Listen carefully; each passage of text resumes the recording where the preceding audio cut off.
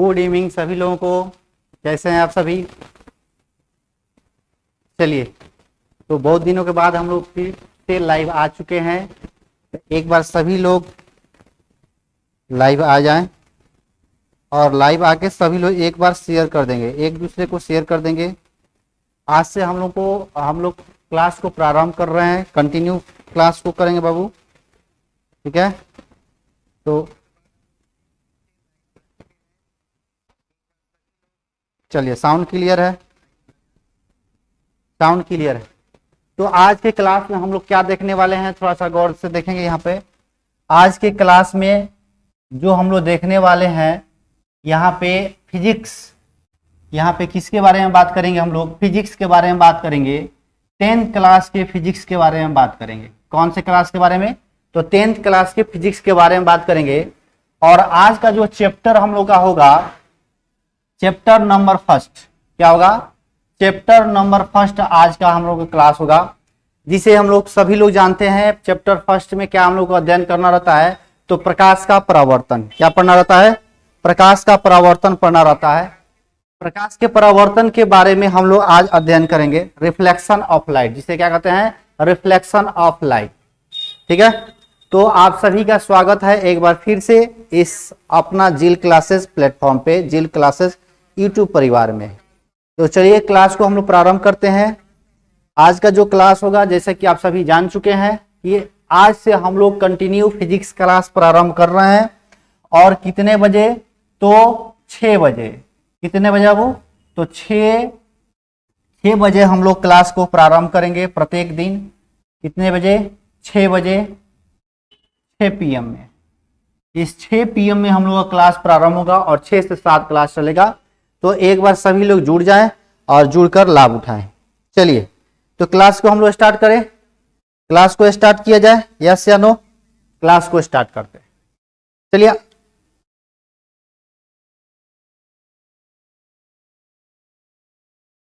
पहले तो हम लोग बात करते हैं किसके बारे में? तो फिजिक्स के बारे में। फिजिक्स के बारे में, इसके बारे में, फिजिक्स के बारे में, जिसे हम लोग क्या कहते हैं? भौतिकी कहते हैं। क्या कहते हैं? भौतिकी कहते हैं। अब इस फिजिक्स में क्या क्या टॉपिक पढ़ना है, इस टॉपिक के बारे में पहले हम लोग जान लेते हैं कि इस फिजिक्स जो टर्म है, जो फिजिक्स हम लोग का साइंस का एक भाग है, इस साइंस के भाग में कौन कौन से टॉपिक हम लोग को पढ़ना है, कौन कौन से चैप्टर हम लोग को पढ़ना है। तो पहला चैप्टर हम लोग को यहाँ पे मिलता है, ध्यान पूर्वक देखेंगे यहाँ पर, प्रकाश का परावर्तन, जो आज हम लोग प्रारंभ करने वाले हैं। प्रकाश का परावर्तन, इसमें हम लोग बात करेंगे प्रकाश के बारे में। प्रकाश किस तरह से परावर्तित करते हैं, इसके बारे में बातें करेंगे। प्रकाश एक समतल दर्पण से किस तरह से परावर्तित करता है, समतल सतह से किस तरह से परावर्तित करता है, साथ ही साथ वक्र सतह से किस तरह से परिवर्तित करता है। वक्र सतह कहने का मतलब हम लोग वक्र दर्पण के बारे में बात करें, जैसे अवतल दर्पण और उत्तल दर्पण के बारे में यहाँ पे बात करने वाले हैं। ठीक है ना?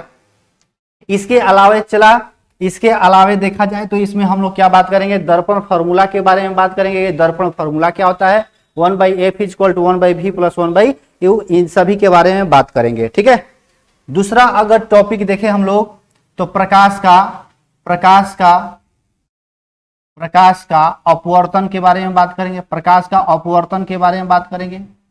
प्रकाश का अपवर्तन क्या है, इसके बारे में बात करेंगे। जब कोई प्रकाशीय किरण एक माध्यम से कहां प्रवेश कर जाए, दूसरे माध्यम में प्रवेश कर जाता है, तो इसे हम लोग क्या कहते हैं? यह क्या प्रक्रिया हो रहा है? तो प्रकाश का अपवर्तन हो रहा है। तो यहाँ पे हम लोग लेंस के बारे में बात करेंगे। अवतल लेंस क्या है, उत्तल लेंस क्या है, इस पे किस तरह से प्रतिबिंब बनते हैं। ठीक है, अपवर्तन के नियम का हम लोग बात करेंगे। यहाँ पे तमाम यहाँ पे बातें हम लोग करने वाले हैं। ठीक है ना? इसके बाद से तीसरा टॉपिक यहाँ पे आता है मानव नेत्र। मानव नेत्र एवं रंग बिरंग दुनिया। मानव नेत्र एवं रंग बिरंग दुनिया। रंग बिरंग दुनिया। ठीक है, तो मानव नेत्र के बारे में हम लोग बात करेंगे। ह्यूमन आई, जिसे क्या कहते हैं? ह्यूमन आई कहते हैं। यह जो ह्यूमन आई होता है, किस तरह से इसका स्ट्रक्चर होता है, उसमें कौन कौन सी संरचना पाए जाते हैं, क्या क्या पाए जाते हैं, उसमें कौन से लेंस पाए जाते हैं, तमाम इसके बारे में हम लोग बात करेंगे। जो ह्यूमन आई होता है उसका प्रतिबिंब किस से बनता है, कहां बनता है, अगर उल्टा प्रतिबिंब बनता है तो उस वस्तु को हम लोग सीधा कैसे देख पाते हैं, इन तमाम बातों को हम लोग यहाँ पे अध्ययन करने वाले हैं। ठीक है, इसके बाद से जो चौथा चैप्टर होता है यह विद्युत हो जाता है। यह क्या होता है जी, विद्युत हो जाता है। विद्युत मतलब इलेक्ट्रिसिटी। इस इलेक्ट्रिसिटी के बारे में हम लोग अध्ययन करने वाले हैं। विद्युत क्या है, विद्युत का निर्माण कैसे होता है, यहाँ पे चारों तरफ बल्ब लगा हुआ है, इस बल्ब में किस तरह से विद्युत धारा प्रवाहित करते हैं, विद्युत धारा प्रवाहित करने के लिए कौन उत्तरदायित्व होता है, इसके तमाम युक्तियों के बारे में भी हम लोग अध्ययन करेंगे। ठीक है ना। इसके बाद से पांचवा जो होता है विद्युत धारा का चुंबकीय प्रभाव। विद्युत धारा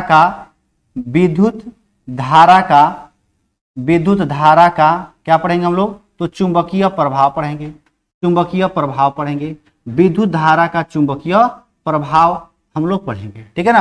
तो विद्युत धारा का चुंबकीय प्रभाव क्या है, मान लेते हैं किसी तार से, किसी वायर से या किसी भी पदार्थ से अगर विद्युत धारा प्रवाहित हो रहा है तो उस विद्युत धारा प्रवाहित होने के कारण उसके चारों तरफ कुछ न कुछ चुंबकीय प्रभाव का निर्माण होता है। इस चुंबकीय प्रभाव के बारे में हम लोग अध्ययन करेंगे। ठीक है ना। और इसका अंतिम जो चैप्टर होता है छठा, ऊर्जा का स्रोत। ऊर्जा का क्या क्या स्रोत है, ऊर्जा का क्या क्या स्रोत है, इन स्रोत के बारे में हम लोग पढ़ेंगे। ठीक है ना।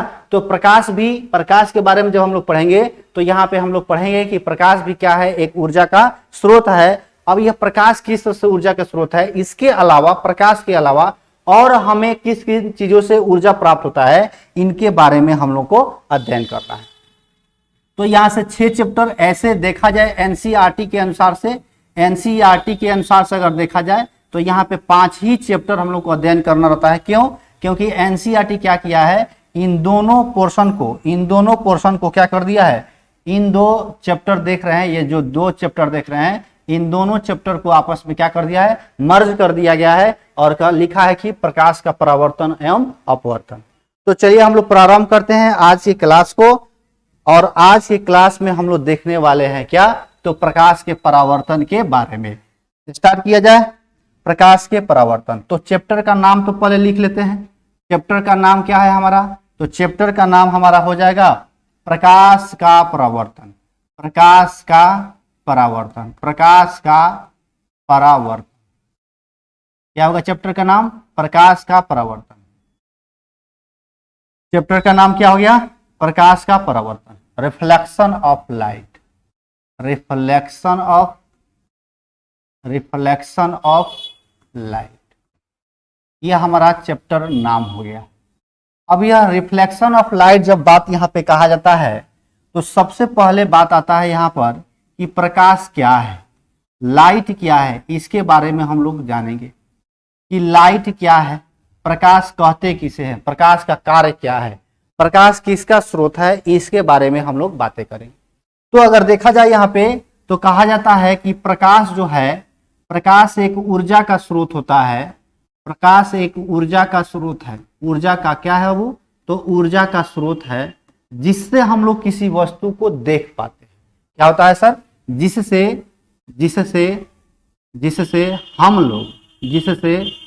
हम लोग किसी वस्तु को देख पाते हैं, किसी वस्तु को देख पाते हैं। क्या करते हैं, तो किसी वस्तु को देख। इतना बात समझ में आया, इतना बात समझ में आया। अब किसी वस्तु को कैसे हम लोग देख पाते हैं, यहाँ पे थोड़ा सा देखेंगे। मान लेते हैं कोई वस्तु यहाँ पे रखा हुआ है, सपोज दैट कोई वस्तु यहाँ पे क्या है, वो कोई वस्तु को हमने रख दिया है और यहाँ पे, ठीक है, किसी वस्तु को हमने क्या किया, यहाँ पे रख दिया।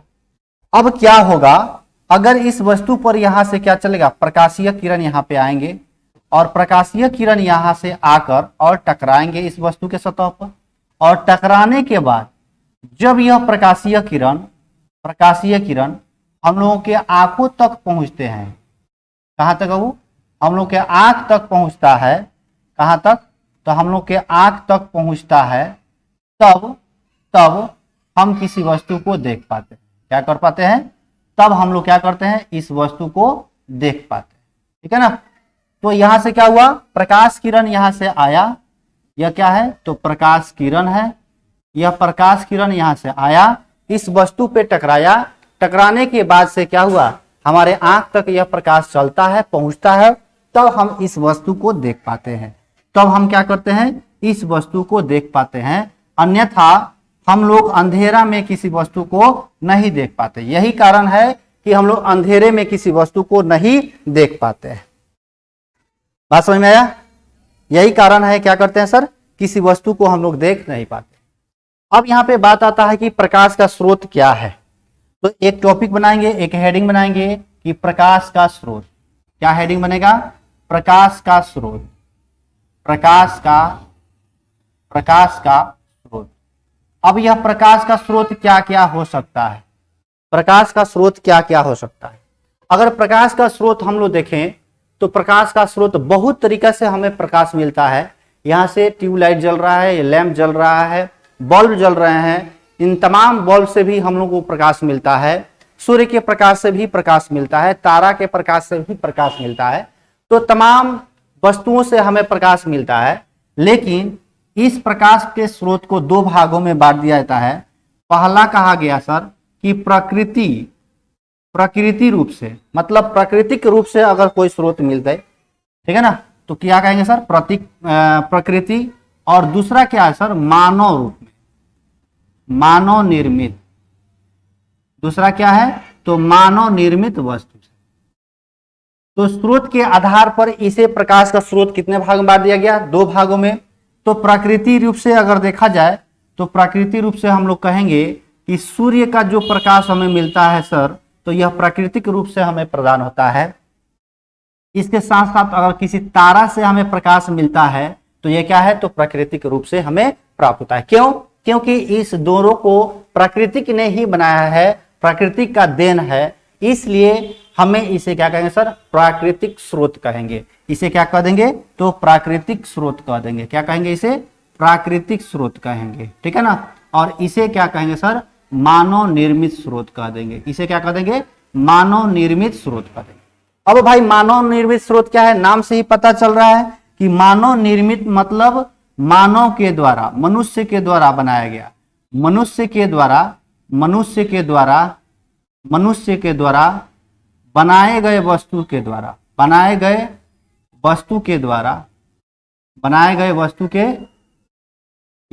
गए वस्तु से क्या हो, अगर सूर्य प्रकाश मिलता हो तो उसे क्या कह देते हैं, मानव निर्मित स्रोत कहते हैं। उसे क्या कहते हैं, तो मानव निर्मित स्रोत कहते हैं, ठीक है ना। जैसे अगर इसका एग्जाम्पल अगर आपसे पूछ दिया जाए कि इसका एग्जाम्पल क्या होगा, बहुत सारा एग्जाम्पल है भाई। तो बल्ब लिख सकते हैं, लैंप लिख सकते हैं, ठीक है ना। और क्या लिख सकते हैं जी, और क्या लिख सकते हैं, बल्ब हो गया, लैंप हो गया, ट्यूबलाइट हो गया, मतलब ठीक है ना। और क्या लिख सकते हैं, लामटेन हो गया, लमटेन जिसे कहते हैं, ठीक है ना। और क्या लिख सकते हैं, ETC। बहुत सारा चीजें हैं जो क्या किए हैं सर, हम लोग मनुष्य के द्वारा यह बनाया हुआ है और इससे हम लोग क्या मिलता है, प्रकाश मिलता है, ठीक है ना। इससे हम लोग को क्या मिलता है, प्रकाश मिलता है।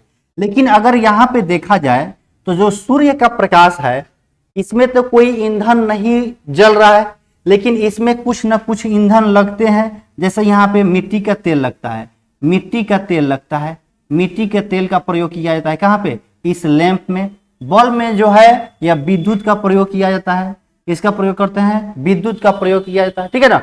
तो यहाँ पे तो एक स्रोत है, यहाँ पे क्या है, एक स्रोत है। लेकिन यहाँ पे भी क्या कोई स्रोत है, यस सर, यहाँ पे भी स्रोत है बाबू। कैसा स्रोत है, तो यहाँ पे नाभिकीय संलयन होता है। क्या होता है, तो नाभिकीय संलयन होता है। क्या होता है, नाभिकीय संलयन होता है। अब यहाँ पे बात आता है संलयन। अब यहाँ पे बात आता है कि नाभिकीय संलयन कहते किसे हैं, तो कहा जाता है कि दो छोटे छोटे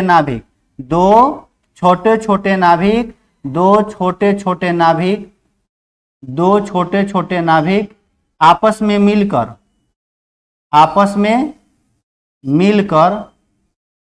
क्या बना ले, एक बड़े नाभिक का निर्माण करे, एक बड़े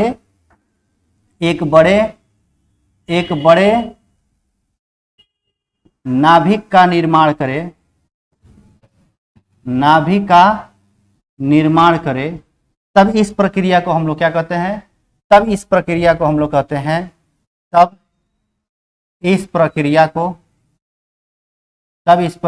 क्या कहते हैं, नाभिकीय संलयन, नाभिकीय संलयन।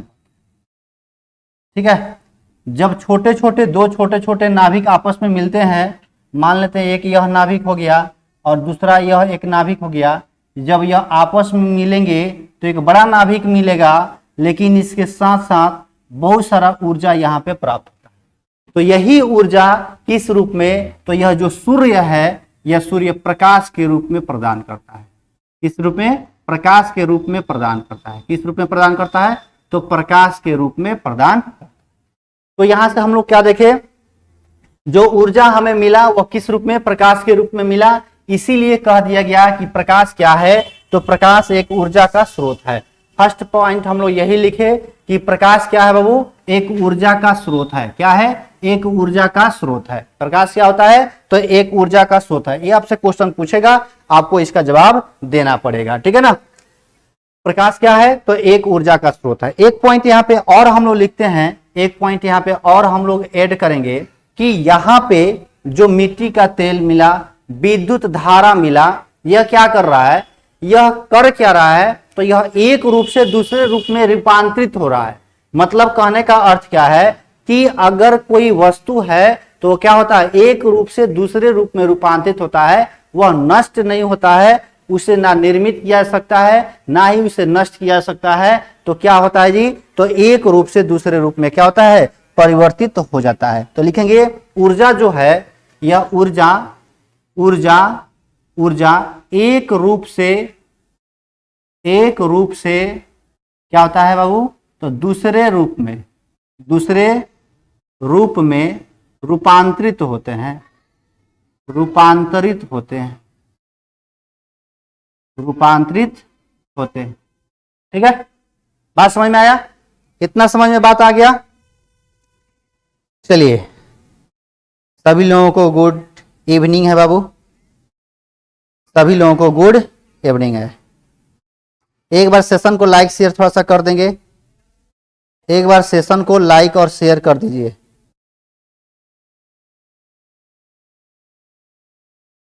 एक बार सेशन को क्या करेंगे, लाइक और शेयर कर देंगे। चलिए आगे बढ़ते हैं हम लोग। यहां से एक पॉइंट आपके एनसीईआरटी लिखा हुआ है कि दीप्त वस्तु किसे कहते हैं और अदीप्त वस्तु किसे कहते हैं। ठीक है ना, दीप्त वस्तु और अदीप्त वस्तु, या इसे ही हम लोग कहते हैं सर प्रदीप्त वस्तु, प्रदीप्त वस्तु और अदीप्त वस्तु, और अदीप्त वस्तु, यह हमारा हेडिंग रहेगा। तो प्रदीप्त वस्तु किसे कहेंगे, प्रदीप्त वस्तु किसे कहते हैं, ध्यान पूर्वक यहां पे समझेंगे कि जिसके पास अपना प्रकाश हो, जिसके पास क्या हो, अपना प्रकाश हो, उसे क्या कहते हैं, उसे दीप्त वस्तु कहते हैं। उसे क्या कहते हैं, उसे दीप्त वस्तु कहते हैं। उसे क्या कहते हैं, तो दीप्त वस्तु कहते हैं। अपना प्रकाश होना चाहिए, दूसरे किसी का प्रकाश नहीं होना चाहिए। जैसे एग्जाम्पल के रूप में यह सूर्य हो गया, यह तारा हो गया, यह बल्ब हो गया, यह और क्या हो गया सर, और क्या हो गया, यह बल्ब हो गया, तारा हो गया, सूर्य हो गया, लैंप हम लोग लिखे थे, एक लैंप लिख सकते हैं, लैंप हो गया, ट्यूबलाइट लिखे थे, ट्यूबलाइट लिख सकते हैं। तमाम ऐसे बातें जो है, तमाम ऐसे वस्तुएं हैं जिनके पास क्या होता है, प्रकाश अपना खुद का होता है। ठीक है ना, यह प्रकाश उत्सर्जित करते हैं। अब जिस रूप में करे यह प्रकाश उत्सर्जित, अपना यह क्या करता है, प्रकाश उत्सर्जित करता है।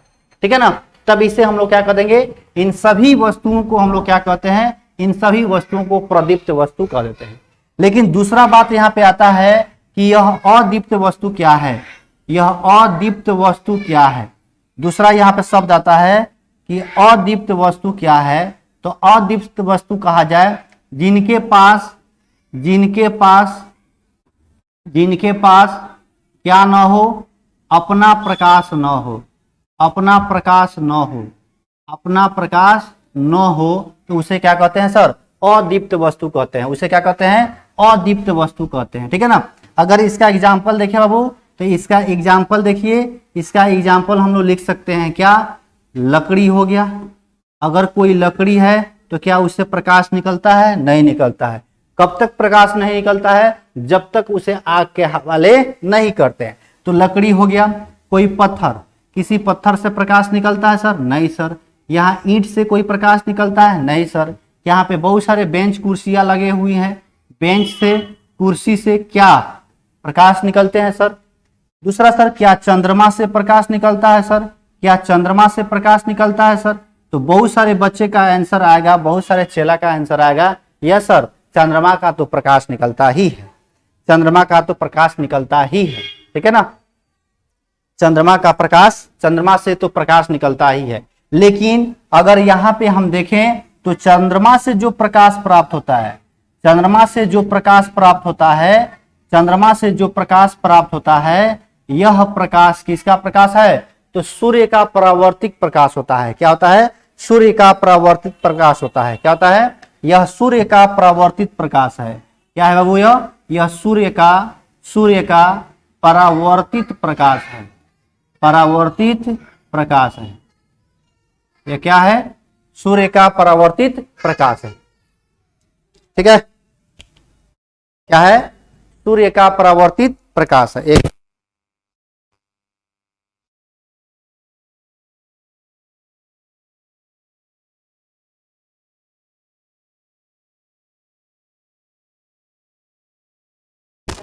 सूर्य का परावर्तित प्रकाश है, ये नहीं कहीं प्रकाश होता है, ठीक है ना। यह क्या होता है, जब सूर्य से प्रकाश, यह क्या हो गया, यह जो सूर्य है, जो चंद्रमा है, यहाँ से प्रकाश चलता है, क्या है बाबू, यह चंद्रमा है। तो यहाँ से प्रकाश चलता है और प्रकाश आकर यहाँ पे टकराता है, और टकराने के बाद से तब हम लोग इसे देख पाते हैं, तब हम लोग क्या करते हैं, इसे देख पाते हैं। तो यह जो प्रकाश आ रहा है, यह कैसा प्रकाश है, परावर्तित प्रकाश है। कैसा प्रकाश है, तो परावर्तित प्रकाश है। कैसा प्रकाश है, प्रकाश, ठीक है ना। कैसा प्रकाश है, तो परावर्तित प्रकाश। चलिए समझ में आ गया, कोई दिक्कत, समझ में आ गया, बातें समझ में आ गया, यस या नो। चलिए अगले पॉइंट पे चलते हैं हम लोग। अगला पॉइंट हमारा कहता है कि जो प्रकाश की किरणें हैं, ये प्रकाश की किरणें किस तरह से चलते हैं जी।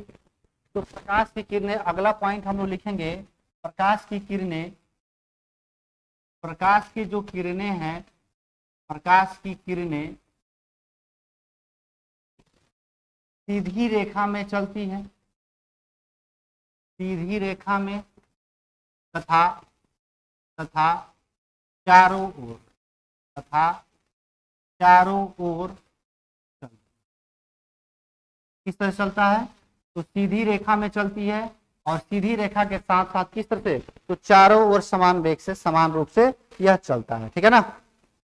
अब देखिए, जब बहुत सारे प्रकाशीय किरण एक साथ चलने लगे, जब बहुत सारे प्रकाशीय किरण एक साथ चले, तो इस प्रकाशीय किरण को जब एक साथ चलते हैं तो इसे हम लोग प्रकाश पुंज कहते हैं। क्वेश्चन आपसे पूछेगा कि प्रकाश पुंज क्या है, प्रकाश पुंज क्या है, यह क्वेश्चन आपसे पूछेगा, तो आपका जवाब क्या होगा जी, ये आपका जवाब क्या होगा बाबू, तो प्रकाशीय किरण के समूह को, प्रकाशीय किरण के समूह को लिखेंगे कि प्रकाशीय किरण के समूह को, प्रकाशीय किरण के समूह को हम लोग क्या कहते हैं, समूह को प्रकाश पुंज कहते हैं। क्या कहते हैं, प्रकाश पुंज कहते हैं।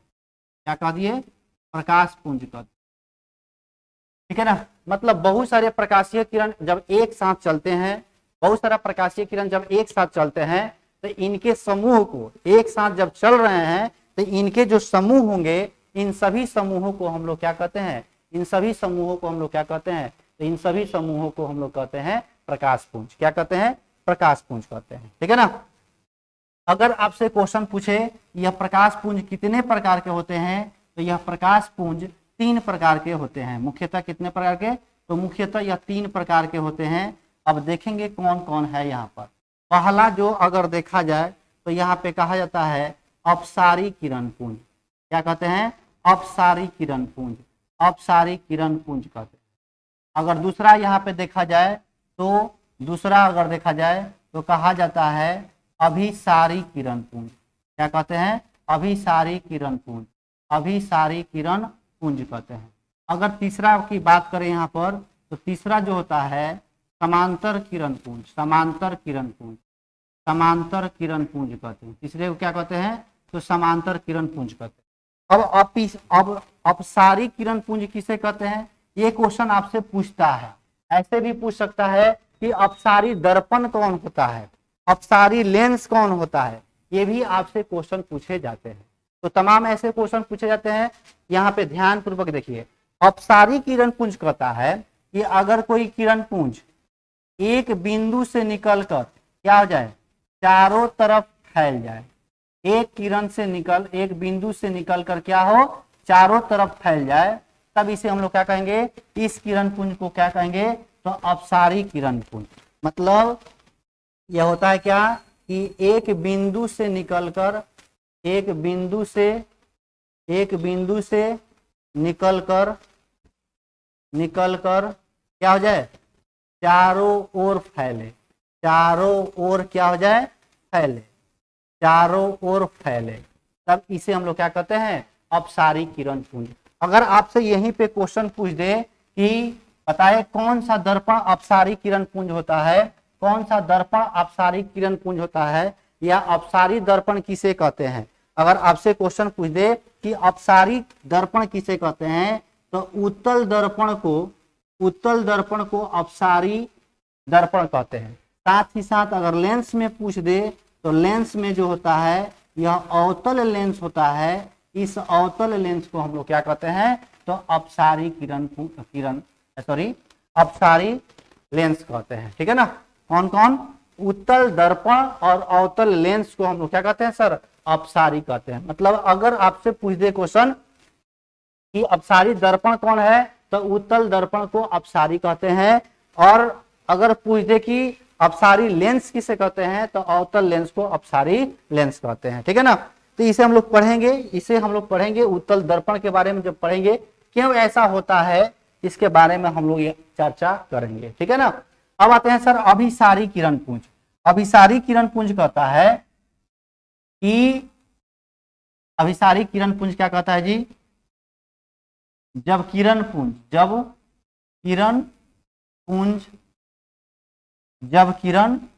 हो जाए, पुंज एक बिंदु पर क्या हो, आकर मिले, या ऐसे भी लिख सकते हैं किरण पुंज का सभी किरणें, ऐसे भी लिख सकते हैं, इसे इस तरह से हम लोग लिख सकते हैं सर, ऐसे लिख सकते हैं कि किरण पुंज की सभी किरणें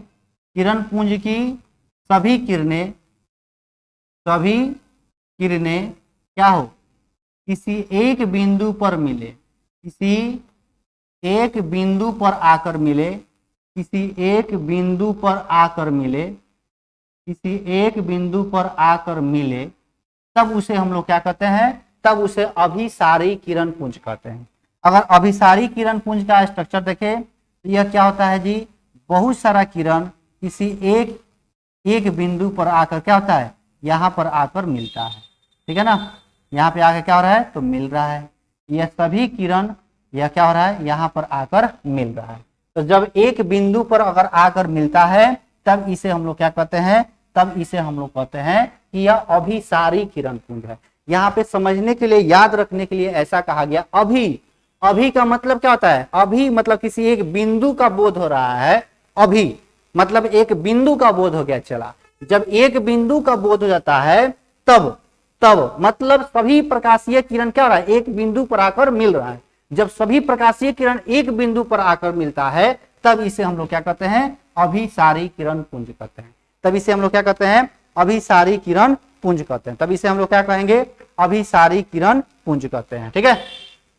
अब तीसरा यहाँ पे बात आता है कि तीसरा क्या है भाई? तो तीसरा यहाँ पे लिखा हुआ है आपके सामने, समानांतर किरण पुंज। समानांतर किरण पुंज किसे कहते हैं? मतलब जब किरण पुंज की सभी किरणें, किरण पुंज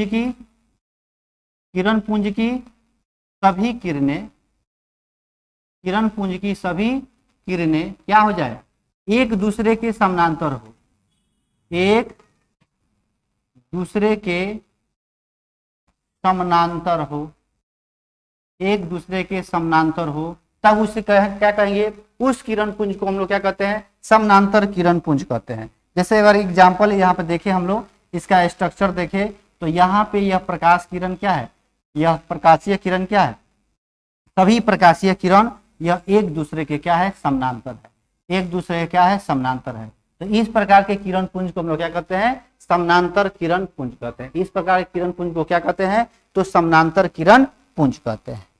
ठीक है, इसे क्या कहते हैं बाबू, समानांतर किरण पुंज कहते हैं। ठीक है, बात समझ में आया, कोई दिक्कत, कोई दुख दर्द समस्या नहीं होनी चाहिए।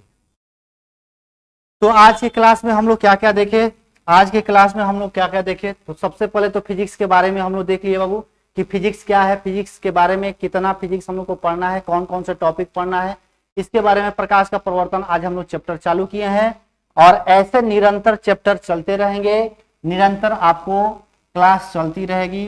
कितना बजे, तो 6 PM में सभी लोगों को जुड़ जाना है। कितना PM, 6 PM में सभी लोगों को जुड़ जाना है। और 6 PM में जुड़कर क्या करना है जी, क्लास को थोड़ा सा मनोरंजन बना लेना है। 6 PM कितना बजे, तो 6 PM, कितना बजे, तो 6 PM, ठीक है ना। 6 PM में आपका साइंस क्लास चलेगा, इसका क्लास साइंस क्लास, और इसके साथ साथ आपका मैथ का भी क्लास चलेगा। लेकिन मैथ का अभी समय निर्धारित नहीं हुआ है, टाइम निर्धारित नहीं हुआ है। जैसे ही टाइम निर्धारित हो जाता है उसके अनुसार से आपको क्लास देना, मैथ का भी प्रारंभ कर दिया जाएगा। ठीक है, तो आज की क्लास को हम लोग यहीं पे समाप्त करते हैं। एक बार ओवरऑल देख लेते हैं क्या क्या हमने पढ़ा। तो प्रकाश का प्रवर्तन पढ़ लिया। प्रकाश का प्रवर्तन में सर हम लोग क्या पढ़े, प्रकाश के बारे में पढ़े। प्रकाश क्या है, तो एक ऊर्जा का स्रोत है जिससे हम लोग क्या मिलता है, एनर्जी मिलता है, अर्थात इसी के सहारे हम लोग किसी वस्तु को देख पाते हैं।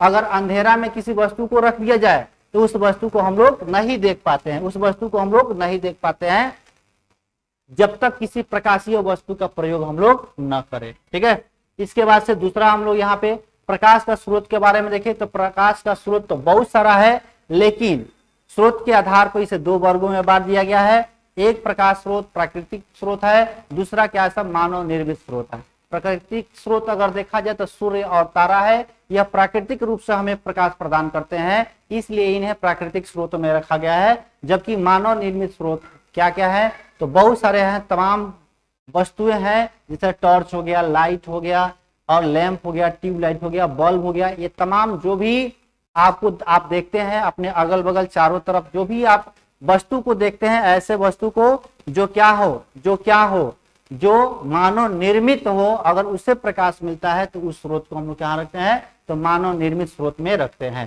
ठीक है ना। यहाँ पे अगर सूर्य के प्रकाश के बारे में बात करें तो ये कहाँ से प्राप्त होता है, तो सूर्य या तारा के अंदर जो नाभिकीय संलयन होते हैं, संलयन के द्वारा ऊर्जा उत्सर्जित होता है, और यही ऊर्जा हम लोग क्या करता है, प्रकाश के रूप में हम लोग प्राप्त करते हैं। ठीक है ना। आगे बढ़े, इसके बाद से हम लोग देखें सर, प्रदीप्त या दीप्त वस्तु और अदीप्त वस्तु किसे कहते हैं। प्रदीप्त वस्तु कहा जाता है कि अगर किसी वस्तु से प्रकाश निकल रहा है, प्रदीप्त वस्तु, अगर किसी वस्तु से प्रकाश निकल रहा है तो उस वस्तु को हम लोग क्या कहते हैं सर, प्रदीप्त वस्तु कहते हैं। जबकि अगर प्रकाश नहीं निकले तब उसे हम लोग क्या कहते हैं सर, तब उसे हम लोग क्या कहते हैं, अदीप्त वस्तु कहते हैं। यहाँ तमाम हम लोग क्या कहते हैं, इसके एग्जाम्पल भी हम लोग देख चुके हैं। अगला टॉपिक, अगला यहाँ पे देखें तो प्रकाशीय जो किरण होते हैं वह सीधी रेखा में चलते हैं और एक साथ चलता है, चारों तरफ चलता है, जिसे हम लोग क्या कहते हैं, प्रकाश पुंज कहते हैं। अगर प्रकाशीय किरण अगर एक समूह में चले तब इस समूह को हम लोग क्या कहते हैं, चला तो प्रकाश पुंज कहते हैं। क्या कहते हैं, प्रकाश पुंज कहते हैं। अब यह प्रकाश पुंज के बारे में हम लोग यहाँ पे पढ़े हैं, अपसारी किरण पुंज, अभिसारी किरण पुंज और समांतर किरण पुंज। 3 भाग में इसे बांटा जाता है। तो अपसारी मतलब किसी एक बिंदु से निकलकर चारों तरफ फैल रहा है। जैसे हम क्या कर रहे हैं, यहाँ पे नॉलेज दे रहे हैं और तमाम आप सभी स्टूडेंट पढ़ रहे हैं, तो एक बिंदु से निकलकर चारों तरफ फैलना ही क्या कहलाता है, तो अपसारी कहलाता है। क्या कहलाता है, अपसारी कहलाता है। मतलब अगर किसी बिंदु से कोई प्रकाशीय किरण निकला और चारों तरफ फैल गया तो इसे क्या कह देंगे, अपसारी किरण पुंज कहते हैं। दूसरा बात यहाँ पे आता है अभिसारी। हम बताएं ट्रिक, अभी का मतलब एक बिंदु का बोध होता है। अगर बहुत सारा प्रकाशीय किरण किसी एक बिंदु पर आकर मिले तब इसे हम लोग क्या कहेंगे सर, अभिसारी किरण पुंज कहते हैं। यहाँ पे आपको फिगर भी हमने ड्रॉ किया है। समांतर किरण पुंज कहता है कि प्रकाशीय जो किरण पुंज है उनके सभी किरणें एक दूसरे के समानांतर चले, एक दूसरे के पैरेलल हो, तब इस किरण पुंज को हम लोग क्या कहते हैं, तो समानांतर किरण पुंज कहते हैं। तो आज के क्लास तक इतना ही। कल मिलते हैं हम लोग फिर से, कितने बजे, तो 6 बजे। सभी लोग एक बार जरूर शेयर कर देंगे, एक बार जरूर लाइक कर देंगे अगर अच्छा लगा हो तो, ठीक है ना। अगर आपको अच्छा लगा हो, आपको लग रहा है कि बेनिफिशियल है, तो एक बार जरूर शेयर कर देंगे। अपने दोस्त यार जो भी है, अपने व्हाट्सएप ग्रुप जो भी ग्रुप है उस ग्रुप में एक बार जरूर शेयर कर दीजिएगा, ठीक है। बहुत बहुत आप सभी का धन्यवाद, थैंक यू, गुड बाय, तहे दिल से नमस्कार, जय हिंद।